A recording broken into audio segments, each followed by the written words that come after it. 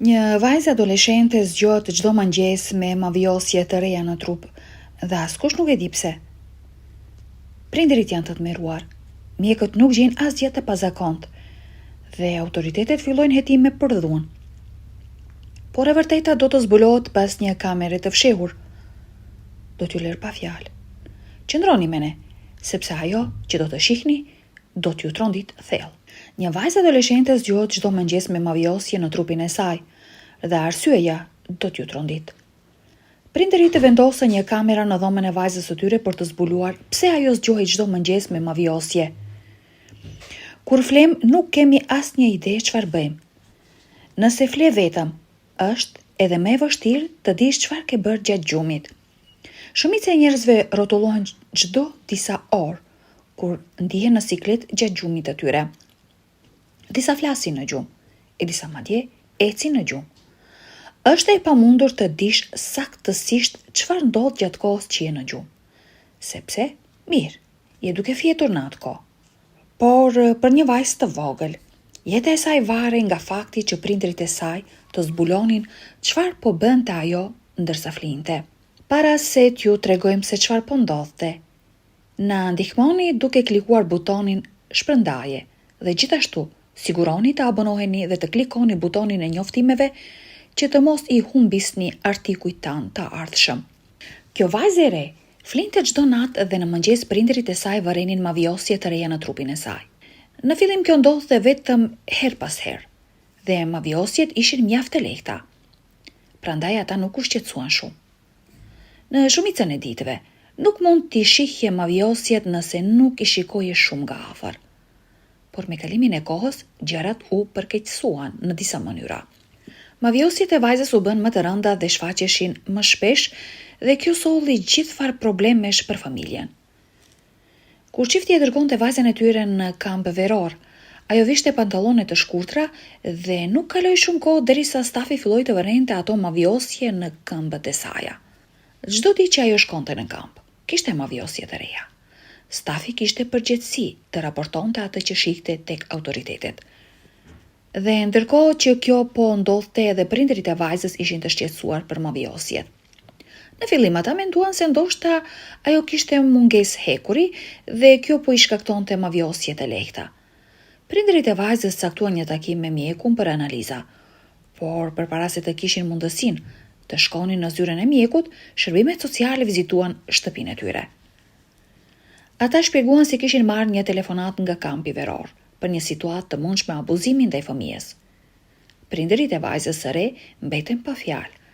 Ata e dinin që kur nuk e kishin dhe kur nuk do ta dëmtonin fëmijën e tyre. Fatkeqësisht, megjithatë, provat gjoja po grumbulloheshin kundër tyre. Duke qenë se nuk mund të shpjegonin saktësisht origjinën e mavjosjeve, gjërat nuk dukeshin mirë për prindërit. Punonjësit social folën me vajzën e vogël dhe ajo mohoi që të kishte ndonjë lloj abuzimi në shtëpi. Ajo shpjegoi se zgjohej me mavjosje çdo ditë.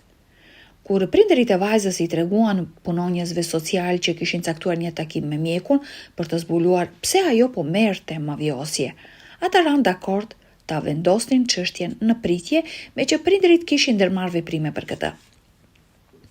Ata pranuan të prisnin rezultatet e mjekut. Prindërit e vajzës e quan atë në takim dhe mjeku i bëri një seri analizash. Kur dolën rezultatet, ata nuk gjetën asgjë të keqe tek vajza e vogël. Për prindërit kjo ishte një bekim, por njëkohësisht edhe një mallkim. Ata ishin mirënjohës që vajza e tyre nuk kishte ndonjë sëmundje serioze, por kjo gjithashtu do të thoshte që nuk kishin as edhe një hap më afër për të zbuluar se nga po vinin mavjosjet. Po ashtu, nuk ishin as më afër të largoheshin shërbimet sociale nga shtëpia e tyre. Prindërit e vajzës së vogël vendosën që duhej të bënin diçka për të shkuar në thelb të problemit. Më në fund ata vendosën të vepronin. Babai i vajzës ndaloi në një dyqan rrugës për në shtëpi dhe bleu një kamerë video. Ata vendosën që do ta vendosnin kamerën në dhomën e vajzës së tyre për të zbuluar çfarë po i shkaktonte mavjosjet. Atë natë, babai vendosi kamerën mbi tavolinë dhe nisi regjistrimin. Prindërit e vajzës e puthën atë për natën e mirë, fikën dritat dhe dolën nga dhoma.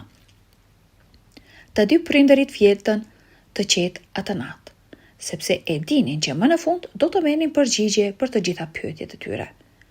Të paktën kështu shpresonin. Të nesërmen në mëngjes, vajza e vogël sërish kishte mavjosje të reja në këmbët e saja. Mavjosje të errta, të freskëta, që dukeshin sikur dikush e kishte goditur. Por dhoma e saj ishte e mbyllur gjatë gjithë natës. Babai hyri me nxitim në dhomën e saj, me zemrën që i rrihte fort. E mori kamerën nga tavolina dhe vendosi me njerë për të parë pamjet që kishte regjistruar. Ai nuk priste më, nuk kishte më durim. Ai dhe gruaja e tij ishin në ankth. Ata ulën bashk para televizorit dhe shtypën play. Çfarë pan? Do t'u ngrinte gjakun. Në fillim vajza dukej që flinte normalisht. Ajo rrotulloi her pas here, si çdo fëmijë tjetër që kërkon një pozicion më të rehatshëm. Por rreth mesnatës pamjet morën një kthes të frikshme. Vajza ende me syt mbyllur, filloi të ngrihej ngadalë nga krevati, jo siç ngrihemi zakonisht. Ajo nuk ul, nuk u mbështet, thjesht u ngrit, si e tërhequr nga një forcë që nuk dukej në kamera. Pastaj filloi të zvaritej në përdysheme, por jo përpara. Ajo po zvaritej mbrapsht, me duart e shtrembëruara dhe këmbët që dridheshin. Ajo ecje në katër këmbë në mënyrë të çuditshme. Nuk dukej si një fëmijë që flinte. Nuk dukej as si një njeri. Ajo u përplas disa herë në qoshet e dhomës. Këmbë e saj u përplas në këndin e tavolinës. Për këtë edhe kishte mavjosje në mëngjes, por ajo nuk u ndal. Ajo vazhdoi të zvaritej në heshtje totale, me lëvizje të papritura dhe të frikshme.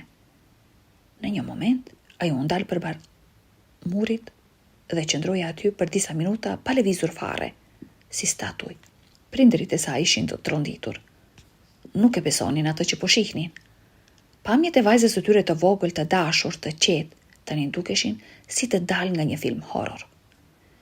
Lëvizjet e saj nuk ishin njerëzore, më shumë ngjanin me diçka të mbinatyrshme, si të pushtuar.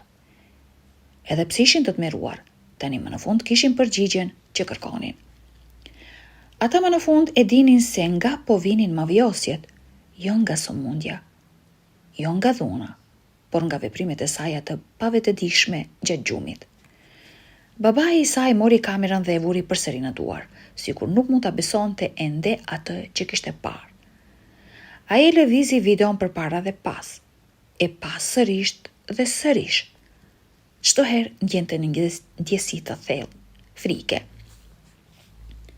Në fytyrën e tij dallohej një përzierje emocionesh. Lehtësim sepse më në fund e dinte të vërtetën, por edhe tmerr, sepse ajo që pa nuk ishte normale. Gruaja e tij qau. Çfarë i kemi bërë ne që ajo të përjetoj diçka të tillë? Pyeti me zë të dridhur. Por bashkëshorti i saj vetëm tunte kokën, i hutuar dhe i pafuqishëm. Vendimi i tyre i radhës ishte i menjëhershëm. Duhej të tregonin pamjet. Duhej t'i shfaqin dikujt që mund të kuptonte më shumë. Ata telefonuan punonjësit social dhe i ftuan në shtëpi për të parë videon.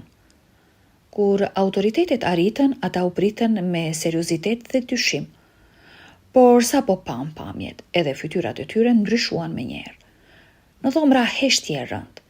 Njëra nga punonjësit, me përvojë të gjatë në rast të abuzimi, e vuri dorën mbi gojë dhe tha me zë të ulët: "Nuk kemi parë kur diçka të tillë." Pas rishikimit të videos, rastin ndaj prindërve u mbyll menjëherë. Ata nuk kishin më nevojë të provoheshin. Provat flisnin vetë. Vajza nuk ishte viktime ndonjë dhune në shtëpi, por e diçkaje shumë më të çuditshme. Një çrregullim i sjelljes gjatë gjumit, i rrallë dhe i panjohur për shumicën e njerëzve. Autoritetet i udhëzuan të kontaktonin një specialist gjumi dhe u dha menjëherë një rekomandim për takim urgjent. Prindërit, megjithse të lodhur emocionalisht, nuk humbën kohë. Ata kërkuan përgjigje të vërteta dhe një zgjidhje për vajzën e tyre, jo vetëm për ta mbrojtur fizikisht, por edhe për të kuptuar çfarë po ndodhte brenda mendjes së saj ndërsa flinte. Pas 2 ditësh, prindërit bashkë me vajzën u paraqitën tek një mjek shumë i njohur në qytet, një specialist i gjumit me përvojë të gjatë në çrregullimet e sjelljes gjatë gjumit. Ai quhej Dr. Harlan dhe ishte i njohur për rastet e pazakonta që kishte trajtuar ndër vite. Kur ata hynë në zyrën e tij, doktori i priti me një buzëqeshje të qetë dhe një sy të vëmendshëm që dukej se kuptonte shumë më shumë nga ç'thuhej me fjalë. Prindërit i treguan gjithçka, historinë që nga fillimi, dyshimet për mungesë hekuri, vizitën e shërbimeve sociale dhe më e rëndësishmja, e shfaqën videon që kishin regjistruar. Doktori nuk tha asnjë fjalë derisa videoja përfundoi. Ai vetëm shikonte me përqendrim çdo lëvizje të vajzës, çdo kthesë të trupit, çdo detaj. Kur përfundoi, ai u mbështet në karige dhe tha: "Kjo është një nga format më të ralla të somnambulizmit që kam parë ndonjëherë." Ai shpjegoi se vajza kishte një gjendje që quhej parasomnia komplekse, një kombinim i gjumit me lëvizje dhe reagime të pavetëdijshme që mund të duken të frikshme ose të pakuptueshme për njerëzit që i shikojnë nga jashtë. Por ajo që e bën rastin e saj unik ishte edhe mënyra e frikshme dhe jo e zakonshme, se si ajo zvarritej dhe përplasej në përdhom, e cila nuk ishte tipike për raste standarde të somnambulizmit. Doktori e sqaroi se gjatë kësaj gjendjeje, truri i saj ishte në një gjendje mes gjumit të thellë dhe zgjimit, duke bërë që muskujt dhe trupi të lëviznin në mënyrë të pavarur nga vetëdia. Ajo nuk ëndërron në këto momente, shpjegoi ai. Ajo ndjek një lloj programim të trurit që është shumë më i thellë, më intensiv dhe më pak i lidhur me realitetin. Ai gjithashtu pyeti nëse vajza kishte përjetuar ndonjëherë traumë në të kaluarën, sepse ndonjëherë çrregullime të tilla mund të shkaktojnë këto përjetime emocionale, frigëra të shtypura ose ankth. Por prindërit siguruan që vajza kishte pasur një fëmijëri të lumtur dhe asnjë ngjarje traumatike nuk kishte e njohur për ta. Ky e bënte rastin edhe më të çuditshëm për doktorin. Ai sugjeroi disa hapa: vendosja e një regjimi strikt të gjumit, terapia me specialist të shëndetit mendor, monitorimi i natës me kamera për të mbajtur gjurmë të sjelljeve, nëse është e nevojshme, përdorimi i ilaçeve të buta që ndihmojnë në stabilizimin e fazave të gjumit. Prindërit u ndjen për herë të parë të qetësuar, më në fund dikush u dha një emër asaj që po ndodhte. Megjithse situata ishte ende e frikshme, ata nuk ishin më vetëm në këtë rrugëtim. Netët që pasuan nuk ishin të lehta. Prindërit filluan të ndëronin turnet për ta vëzhguar vajzën gjatë gjumit, përveç kamerës që regjistronte çdo lëvizje.